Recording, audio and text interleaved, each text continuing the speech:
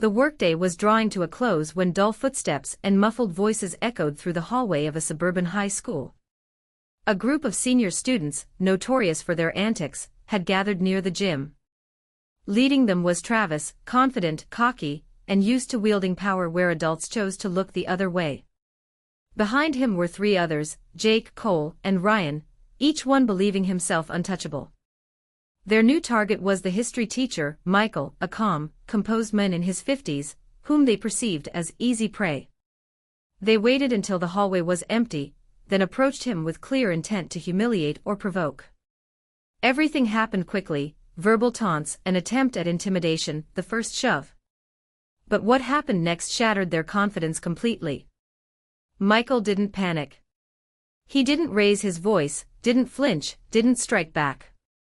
Instead, with a precise, practiced movement, he caught Travis's arm, twisted it behind his back, and maintaining balance, grabbed him by the ear. The others stepped back in stunned silence. Without a single unnecessary move, Michael led the group's leader toward the principal's office. No shouting, no scene, just the cold silence of the hallway and the loud pounding of someone else's heart. Few people knew who Michael had once been. In his youth, he'd fought in the professional ring, wore gloves with respect, and stood on his feet like a man hardened by combat. His name had once appeared in sports magazines, but he left the sport early, an injury, and a conscious decision to steer his life toward education and peace. He could have handled each of them easily, but he knew that if he gave in to instinct, he'd lose everything: his job, his reputation, his freedom. So he chose a different kind of strength: discipline. After the incident, the parents of all involved were summoned to the school.